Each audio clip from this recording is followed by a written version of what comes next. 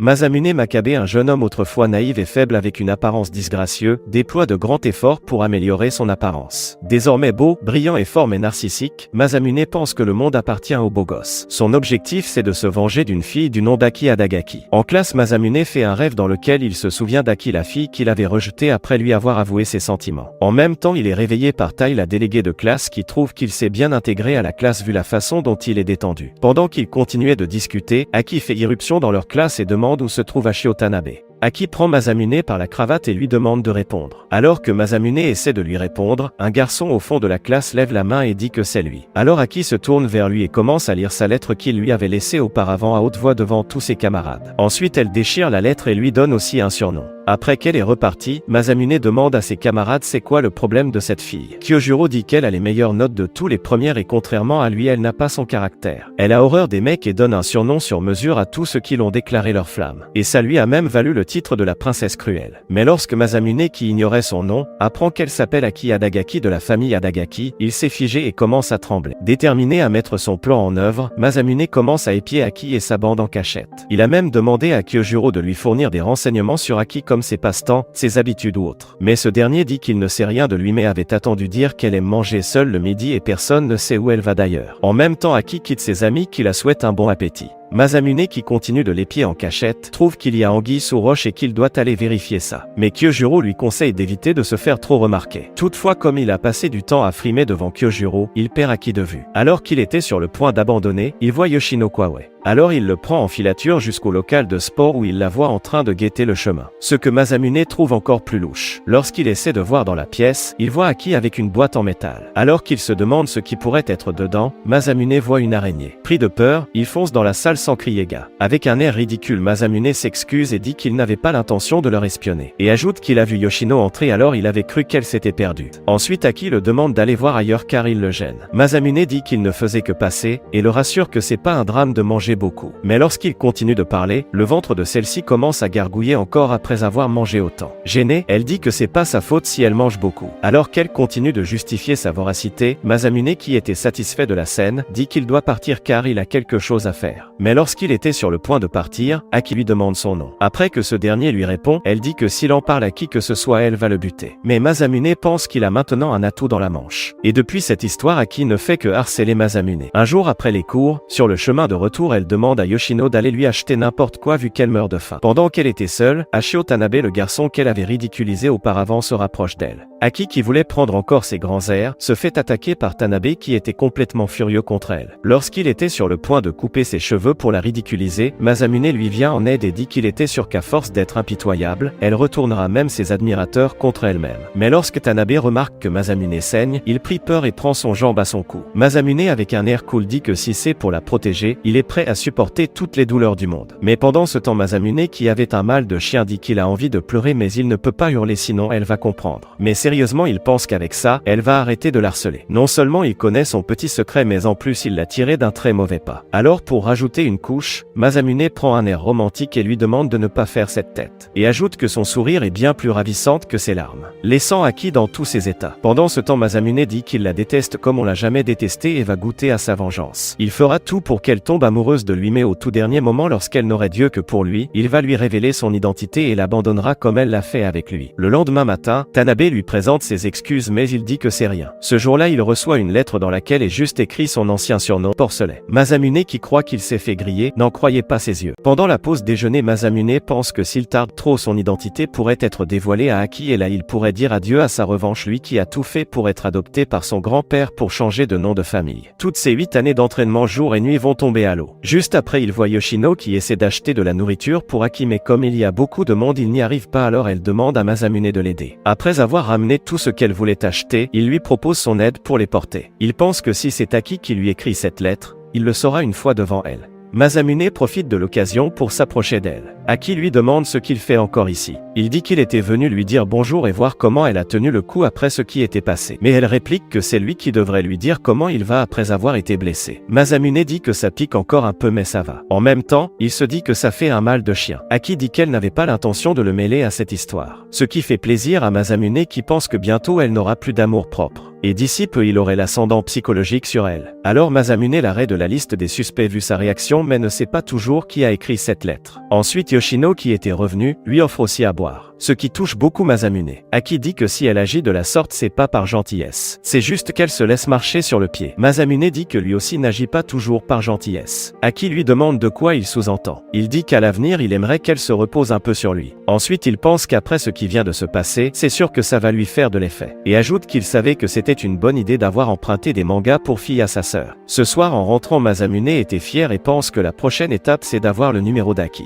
Mais brusquement il tombe dans un piège. Celui qui l'avait piégé n'est rien d'autre que Yoshino qui lui a appelé par son surnom et lui demande s'il avait l'intention de prendre sa revanche sur sa maîtresse. Surpris, il lui demande comment il sait qui il est et comment elle a appris son ancien surnom. Tout à coup, il se rappela l'avoir déjà vu chez les Adagaki. Elle dit que c'est normal puisque sa famille est au service des Adagaki depuis 3 siècles. Masamune qui pensait que c'est la fin lui dit qu'elle peut se moquer, il ne regrette rien. Mais contre toute attente Yoshino dit qu'elle ne voit pas pourquoi elle s'en moquerait. Au contraire, s'il veut, elle pourrait même lui filer un coup de main. Plus tard Masamune se demande ce que Yoshino avait derrière la tête et si ça se trouve c'est encore un piège. Alors il doit récupérer le numéro d'Aki. Ensuite lorsqu'il apprend que le comité du nettoyage du lycée avait perdu un membre et qu'il demande à Tai la déléguée de choisir quelqu'un de sa classe, Masamune propose son aide dans le but de se rapprocher encore plus d'Aki. Mais cette dernière ne semble point s'intéresser à lui. Peu de temps après, lorsqu'il nettoyait les fenêtres, Tai était venu lui présenter ses excuses et dit qu'à cause d'elle il se retrouve à faire des corvées après le cours. Mais Masamune dit que c'est rien. Ensuite elle l'invitait à la soirée barbecue organisée par la classe et s'il a un moment il pourrait faire du ciné rien que tous les deux. Masamune dit que ça le touche mais pour le moment il a des tas de trucs à faire. Tai dit que de toute façon elle est tombée dessus sans le prévenir et repart juste après. Masamune qui était choqué qu'il lui plaît, pense pouvoir avoir une chance avec Aki. Et ajoute qu'elle n'a aucune idée de la dose de courage qu'elle vient de lui donner. Aki qui se trouvait derrière lui en ce moment, dit qu'on lui a demandé de lui apporter de l'eau propre. Masamune qui a décelé une pointe d'agacement de sa voix, pense qu'elle est jalouse. Alors pour ajouter une autre couche, il dit qu'il aurait préféré être invité par quelqu'un qui lui plaît vraiment. Quelqu'un comme elle. Et avec elle, il est sûr que ce serait sympa. Aki dit que ça lui fait plaisir. Masamune profite de l'occasion pour lui demander son numéro. Elle accepte sans broncher mais dit que son téléphone est en réparation alors elle va lui donner son numéro la semaine prochaine. Masamune suggère de se retrouver ici à la même heure. Cependant après avoir passé 1 heure à l'attendre en vain, il trouve une lettre laissée près du tableau où elle lui demande de regarder dans le bureau du professeur. Dans le bureau du professeur, il voit un autre mot qui lui demande d'aller vérifier dans le placard à balai. Dans le placard à balai, il voit un mot qui lui demande d'aller vers le bureau tout au fond de la classe. Là, il voit un autre mot qui lui demande de regarder dans la basse-cour. Il tombe encore sur un autre mot qui lui dit de regarder par la fenêtre de la classe d'où il est parti. Mais une fois là-bas, il était étonné de voir Aki lui dit qu'elle refuse de la façon la plus humiliante possible. Peu de temps après, Yoshino lui dit que s'il accepte son aide, il aura tout ce qu'il veut. Que ça soit son numéro de téléphone ou un rendez-vous. Ensuite, elle prend son téléphone et inscrit son numéro dedans. Le lendemain matin, Tai, la déléguée de classe, vient annoncer à ses camarades que le conseil des profs a décidé que tous les élèves ayant une seule note en dessous de la moyenne auront droit au cours de rattrapage durant 1 mois. Et ça commence juste après la semaine des contrôles. Même la déléguée pense qu'ils sont mal barrés et que ce serait difficile d'avoir que des bonnes notes dans toutes les matières. Kyojuro pense qu'avec ses mauvaises notes il va suivre les cours de rattrapage. Ce qui le déplaît un peu. Mais Masamune lui rassure qu'il va l'aider à réviser. Tai, qui se faisait des films, leur demande ce qu'ils vont réviser avec un air tout excité. Plus tard, lorsqu'ils se retrouvent pour réviser, il voit Aki qui aide Yoshino à réviser elle aussi. Aki dit qu'elle lui poserait un gros problème si Yoshino devrait aller au cours de rattrapage. Ce que Masamune trouve étrange vu les pièges qu'elle est capable de lui tendre. Mais lorsqu'Aki apprend qu'il aide son camarade à réviser, elle commence à prendre son grand air avec lui. Alors Masamune lui propose un pari dans lequel il devrait comparer la note de son binôme contre le sien. Et si c'est lui qui gagne, elle lui doit un rencard. Mais Aki refuse parce qu'elle n'a rien à y gagner. Alors pour pimenter les choses, Masamune dit que si c'est elle qui gagne, elle le laissera lui donner le surnom de son choix. Il va l'accrocher sur le dos et il le porterait à la vue de tous jusqu'à la fin du lycée. Alors elle accepte. Et ajoute que si c'est elle qui gagne, c'est lui qui payera tous ses repas jusqu'à nouvel ordre. Dans la soirée, alors que Aki assiste Yoshino à réviser, cette dernière lui conseille de profiter pour revoir ses cours car d'après ce qu'elle a pu comprendre, Masamune n'a pas fait une seule faute à son examen d'entrée et c'est une première dans l'histoire du lycée. Aki, étonné, dit qu'elle pensait que c'était un playboy à l'ego surdimensionné. Mais Yoshino la rassure et lui dit que si jamais la situation venait à leur échapper, elle aurait peut-être besoin d'un guide pour les couples. Aki, dans tous ses états, dit qu'elle refuse d'en arriver là et que de toute façon il n'a aucune chance. Plus tard dans la soirée, Masamune reçoit un appel de Yoshino. Celle-ci lui annonce qu'elle ne peut pas l'aider à gagner le pari. Le jour d'après, comme il ne peut pas compter sur l'aide de Yoshino et qu'ils sont maintenant à armes égales, Masamune pense qu'il doit trouver un moment de la déstabiliser. Au cours de l'examen, Masamune rencontre Yoshino. Celle-ci lui présente ses excuses. Masamune dit que ça ne fait rien et que c'est lui qui lançait les paris sans penser à elle. Yoshino lui offre une boisson caféinée et dit que de toute façon tout est déjà terminé. Cependant, Masamune ignore de quoi elle parle. Au cours de la dernière épreuve,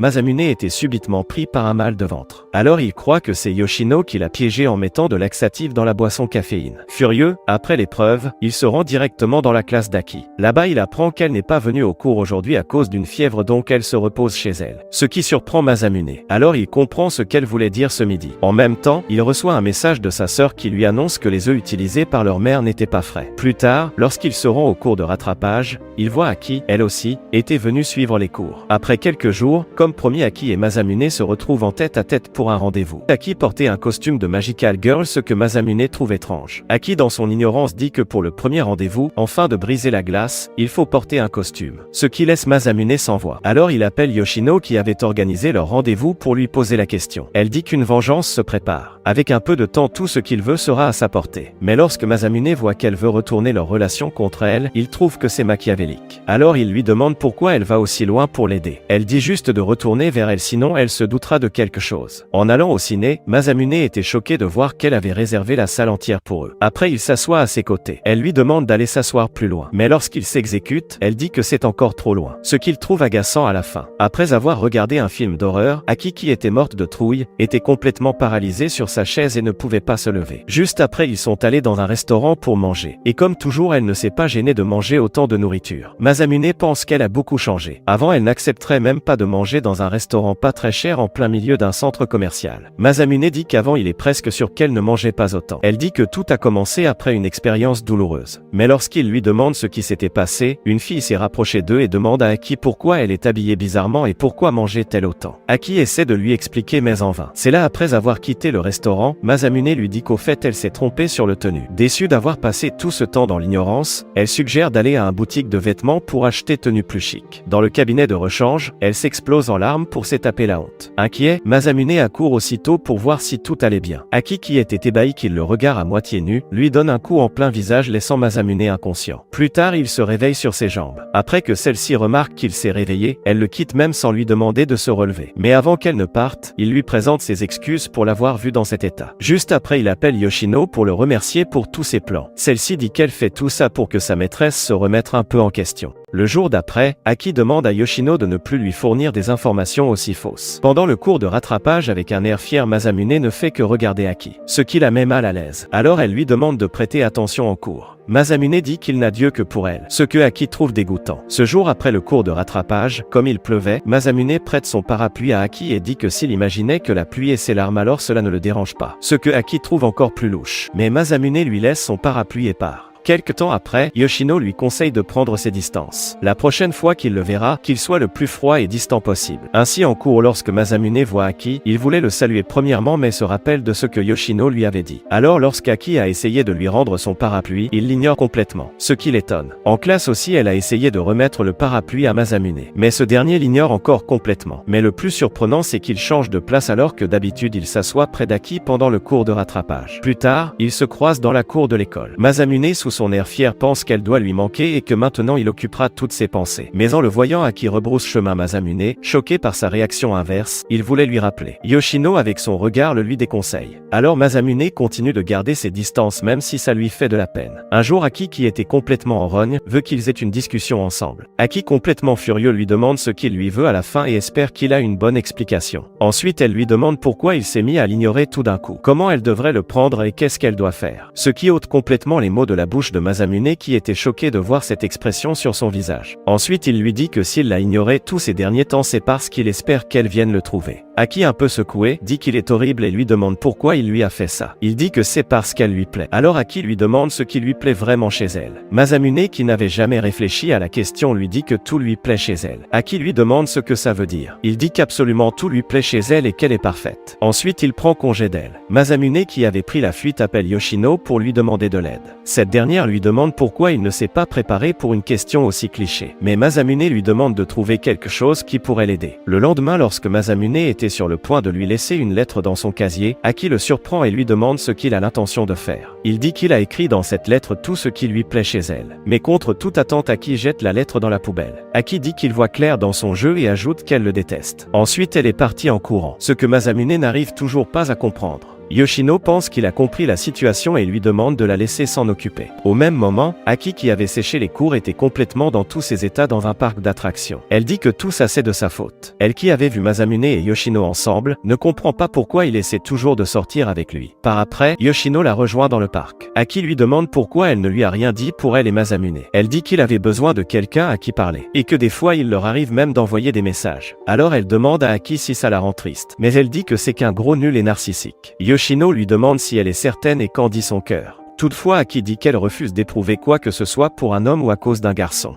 Après tout, s'il une chose qu'elle a appris à ses dépens, c'est que les hommes sont tous irresponsables autant qu'ils sont et n'en font qu'à leur tête. Et puis ils disparaissent sans laisser de traces. Cependant, Yoshino dit qu'ils ne sont pas tous pareils. Mais Aki réplique qu'elle ne tombera pas amoureuse de lui, et qu'elle en fait le serment. Cependant, Yoshino dit que quoi qu'elle dise, Masamune n'a Dieu que pour elle, et qu'elle est certaine qu'elle l'aime aussi, ce qui laisse Aki sans voix. Mais lorsqu'elle essaie de se contredire elle-même, Yoshino n'était plus là. Juste après, Aki se demande pourquoi ça lui tracasse autant et se dit qu'elle blesse constamment les autres dans le seul but de se protéger plutôt que d'avoir à revivre ça. Elle préfère les repousser elle-même quitte à ceux qui la détestent. Pendant qu'elle était perdue dans ses pensées, elle attend la voix de Masamune qui lui demande de s'arrêter car elle était sur le point de se faire renverser par une voiture. Mais Masamune intervient à temps et le sauve de ce mauvais pas. Ensuite, avec un air inquiet, il lui demande ce qui lui avait pris par la tête pour traverser au feu rouge. Aki dit que ça ne le regarde pas. Mais Masamune en colère dit que ça le regarde et qu'est-ce qu'il ferait si elle disparaissait. Aki ému pense qu'elle pourrait cette fois-ci laisser passer. Au moment où il était sur le point de s'embrasser, la fille qui était dans la voiture est venue voir comment il allait et leur présente ses excuses. Mais étonnement, la fille saute dans les bras de Masamune et dit qu'elle désirait tant le rencontrer. Merci d'avoir regardé cette vidéo jusqu'à la fin et si elle vous a plu, le petit pouce et le bouton s'abonner. Merci et on se revoit pour une nouvelle vidéo.